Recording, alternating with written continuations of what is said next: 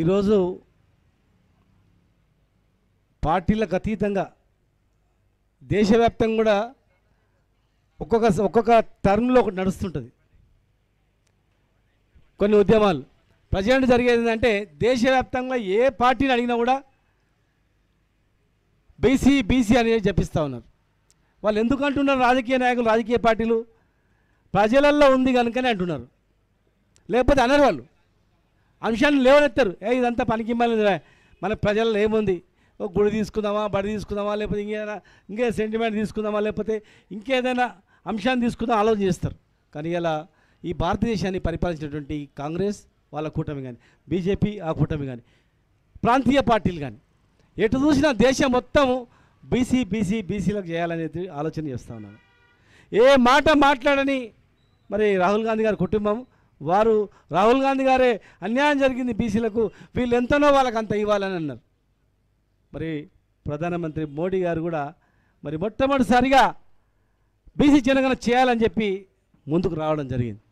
అంటే అన్ని పార్టీలు అంటున్నాయంటే ఇలా బీసీ వాదం ఉంది బాగా బలంగా. దీన్ని నడిపించాల్సింది బీసీ సంఘాలు. డ్రైవింగ్ అనేది మీ చేతిలో ఉంది. ప్రతి ఒక్క పార్టీ మీ మాట వింటుంది. ఇలా జేఏసీ ఏర్పాటు చేస్తే అందరు వచ్చేసారు, మీరు ఏం చేయాలి సపోర్ట్. బంధు పిలిపిస్తే అందరు వచ్చారు. కానీ డ్రైవింగ్ మాత్రం కరెక్ట్ చేయాలి. మనల్ని తప్పుదో పట్టిస్తారు చాలామంది. జేఏసీని విడగొట్టాలని చూస్తారు, నాయకత్వాన్ని పలసం చేయాలని చూస్తారు, రకరకాల పుకార్లు పుట్టిస్తారు. అవన్నీ ఏమని ఉన్నాయా? మాకు కనిపించేది ఒకటి, బీసీ ఐక్యత. ఇన్ని సంవత్సరాలు అనుభవం ఉన్నటువంటి అన్ని కుల సంఘాలు వచ్చినాయి, నడిపిస్తామనేటువంటి ఐక్యత పోటుకోవద్దు దయచేసి ఎవరు కూడా. ఇలాంటి విడదీయడానికి కుట్రలు కుతంత్రాలు చేసినా మీరు నిలవాల్సిన అవసరం ఉంది. ఎందుకంటే తెలంగాణ ఉద్యమంలో కూడా మేము ఇక్కడ వందల వేల వేదికల ద్వారా ఢిల్లీ నుంచి కూడా పోరాటం చేస్తాం. అప్పుడు కూడా సేమ్ ఎట్లా విడగొట్టాలా తెలంగాణ అని చెప్పి, తెలంగాణలో సంఘాలను ఎట్లా విడగొట్టాలని చెప్పి చాలా ప్రయత్నాలు చేసినాయి. కానీ దానికి తట్టుకొని ఓర్చుకొని దాన్ని ముందుకు తీసుకెళ్ళాం. ఈ భారతదేశంలో కాదు, మన ముఖ్యంగా ఈ తెలంగాణలో ప్రతి ఒక్క ఉద్యమం నడిపింది బీసీలే. గుర్తుపెట్టుకోండి. సాయుధ పోరాటంలో వరంగల్లో వీరోచితంగా కొట్లాడు బత్తిని మొగలయ్య గారు. దాదాపు 30 మంది చంపి చనిపోయాడు ఆయన. అట్లా చాలామంది ఉన్నారు. చాకల ఐలమ్మ మహానీయురాలు, దొడ్డి కొమరయ్య గారు. ఈవెన్ నక్సలైట్ ఉద్యమం చూస్తే కూడా చూడండి, ప్రాణాలు అర్పించింది ఎవరు? వాళ్ళు ఎందుకు అడవికి పోయినరు? ఎందుకు పోయినరు? భూములున్న ఆస్తులున్న వదిలిపెట్టి ఎందుకు పోయినరు? అరే పేద ప్రజలకు అన్యాయం జరుగుతుంది, ఇక తట్టుకోలేకపోయారు. తప్ప వదిలే వాళ్ళు. మరి అక్కడ ప్రాణాలు అర్పించింది కూడా ఎవరు? చూడండి. తెలంగాణ ఉద్యమం చూడండి. తెలంగాణ ఉద్యమంలో లెక్చరర్ జేఎస్ చూడండి, టీఎన్జిఓ అధ్యక్షులు చూడండి, టీజీఓ చూడండి, అటెండర్లు చూడండి, లెక్చరర్స్ ఫోరం చూడండి, ప్రైవేట్ ఎంప్లాయీస్ చూడండి, యూనివర్సిటీ ఎంప్లాయీస్ చూడండి, ఏ డిపార్ట్మెంట్లో చూడండి, అన్నిటికీ అధ్యక్షులు ఉన్నది బీసీలే. బీసీల పైన నాయకత్వం ఎక్కువ, పైన ఏం లేకున్నా సింగిల్గా వచ్చింది వేరే వాళ్ళు. కానీ కింద భుజం మీద మోసింది మొత్తం మన వాళ్ళే. ఇలా చాలా అనేక ఉద్యమాలు. కానీ వస్తుంది సస్తుండ్రు అన్నప్పుడు ఎవడు రాడు. అయిపోయే రిజల్ట్ వచ్చిందంటే మాత్రం ఎక్కటోడు మూలకు పడ్డోడు, సచ్చినోడు, పోయి బతికేటోడు ఉరికొచ్చేస్తారు. పాడ మీద ఓటోడు కూడా తెలిస్తే జర పొలపాల ఉంటే లేచి ఉరికొచ్చేస్తారు. ఇక ముందు వరుసలు నిలబడతారు. అలాంటి పరిస్థితి ఇలా వచ్చింది. అందుకే పోరాటాల కాడ, సావుల కాడ, నష్టాల కాడ ఈ వర్గాలు, ఫలితాల కాడ ఆ వర్గాలు. ఇంకా వడ్డించేటోడు వాళ్ళోడే కనుక బొక్కలు మనకేస్తారు, మెత్త మనకేస్తారు. ఎట్లా బలంగా అయిపోతాడు. పనికి మాలిన పదవులు, మంత్రి పదవులు, పనికి మాలినటువంటి కార్పొరేషన్ చైర్మన్లు, బడ్జెట్ లేని కార్పొరేషన్ చైర్మన్లు, పవర్ లేని శాఖలు ఇస్తారు.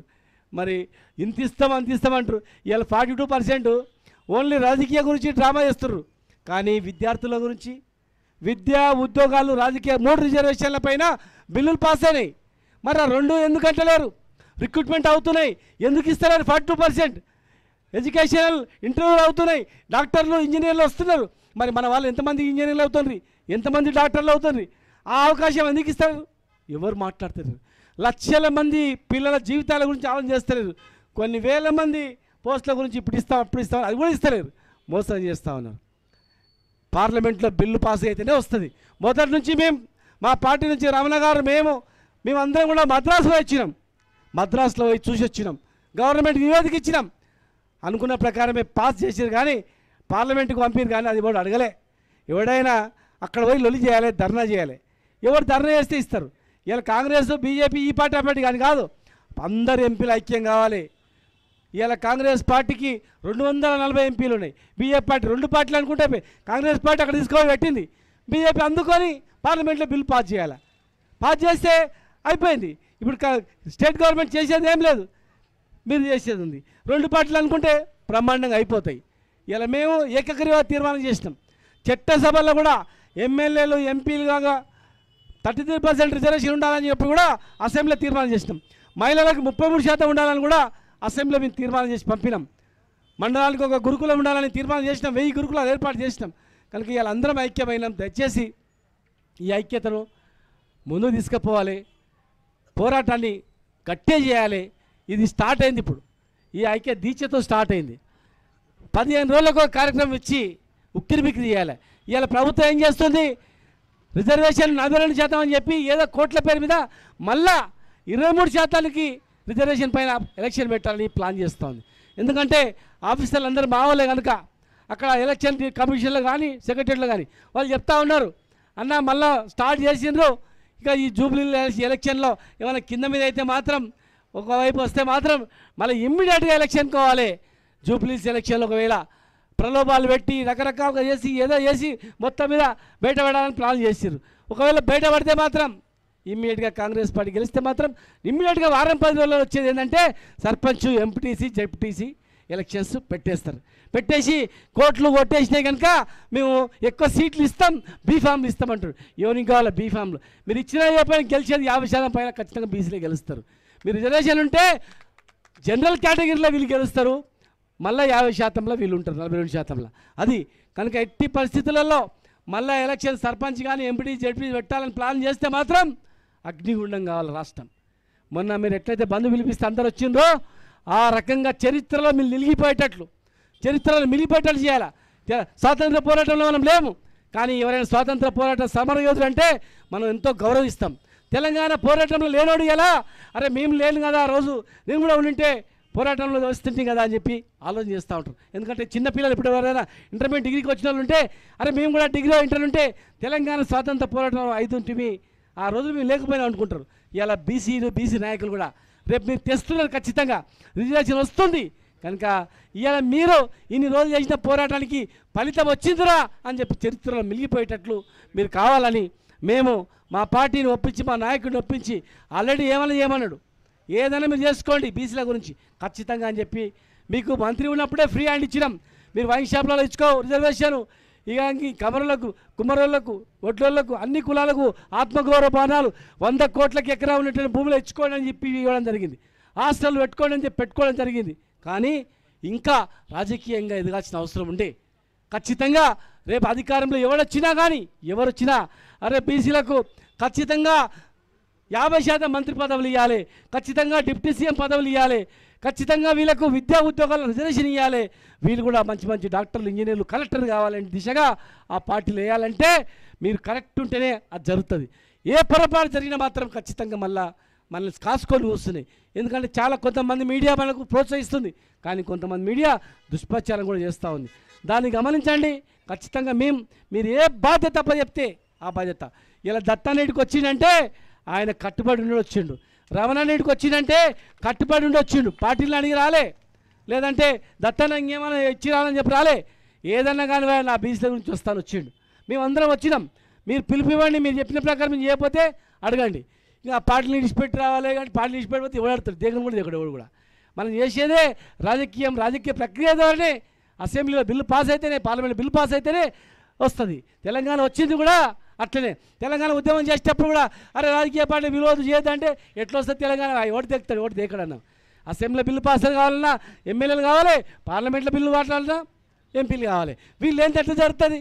ఉట్టిదే ఇదంతా నక్సలైట్ పోరాటం లాగా అయితే అట్లా తప్ప ఏముండదు. మళ్ళీ కొడతారు, కాళ్ళు చంపుతారు తప్ప ఏముండదు రా బాబా అని చెప్పిన. కనుక ఇవాళ మీరు కరెక్ట్ రూట్లో పోతున్నారు, చేయండి. మీరు ఏం చెప్పినా దానికి కట్టుబడి మేము ఉంటాం. గ్రామ స్థాయి నుంచి నిర్మించండి. ఇప్పుడు జిల్లా జేఈస్ బాగా పటిష్టంగా ఉంది, గట్టిగా అవుతుంది. లేని దగ్గర గ్యాప్స్ ఫిలప్ చేయండి, దానికి బలంగా తయారు చేయండి జిల్లా జేఏసీ. తర్వాత నియోజకవర్గ స్థాయిగా, మండల స్థాయిగా, గ్రామ స్థాయి నుంచి నిర్మించండి. ఒక్క పిలిపిస్తే ఇట్లా తెల్లార్లు పేపర్లు చూసుకొని స్క్రోలింగ్ చూసుకొని అమలయ్యేటట్టు చేయండి. ఎవరు తిరగొద్దు. ఉట్టుటి మాటలు చెప్పి గప్పాలు కొట్టి ఇవాళ పబ్బం గడుపుకుంటాడు ఎవడో కానీ, బీసీలకు మోసం చేసేటోడే కానీ, బీసీలను అవమానించేటోడు ఎవడే కానీ. అన్ని పార్టీలు కూడా బీసీలు అవమానించే వాళ్ళు ఉన్నారు. అందరూ అని చెప్పని చెప్తున్నా.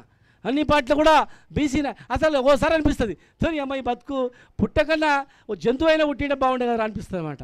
ఎందుకంటే తెలివి ఉండి, ధైర్యం ఉండి, శక్తి ఉండి, అన్ని త్యాగాలు ఉండి, సావడానికి సిద్ధమైన కూడా ఇంకా శంకిస్తారు ఎందుకు అనేటువంటి పరిస్థితి చాలామంది చూస్తూ ఉంటాం. చాలామంది అవమానపరుస్తూ ఉంటారు, చాలామంది చిన్న చూపిస్తూ ఉంటారు. ఎందుకురా అన్నకాలు తెలివి మాకు ఎక్కువ ఉంది, ధైర్యం ఎక్కువ ఉంది, రాష్ట్రం కూడా తెచ్చుకున్న దానిలో మా పగస్వామి ఉన్నాం. మనల్ని ఎందుకు కొంతమంది చిల్ల చూపు చూస్తారు, చులకన చూస్తారు, అసహించుకుంటారు ఏందిరా అని చెప్పి కూడా ఒకసారి బాధపడుతూ ఉంటాం. అరే మీరు కరెక్ట్ ఉంటే మాకు గౌరవం ఉంటుంది, మీరు కరెక్ట్ లేకపోతే మాకు గౌరవం ఉండదు. కనుక మీరు కరెక్ట్ ఉండండి, నడిపేయండి. 42% రిజర్వేషన్ తెచ్చుకుందాం. ఒకవేళ ఎలక్షన్ పెడితే ఖచ్చితంగా ప్రతి ఒక్కరిని కదిలియాలి. ఆ ఎలక్షన్ పెడతామంటే కూడా ఊరుకోరానిటట్లు మనం ఖచ్చితంగా చేయాలని చెప్పి మీరు ఏ పిలిపించిన దానికి మేము కట్టుబడి ఉంటామని చెప్పి మీ అందరూ కూడా తెలియజేస్తూ, మరి జై తెలంగాణ, జై బీసీ, జై బీసీ, అందరూ జై బీసీ, జై బీసీ, జై. కూర్చో గణేష్ అన్న, దయచేసి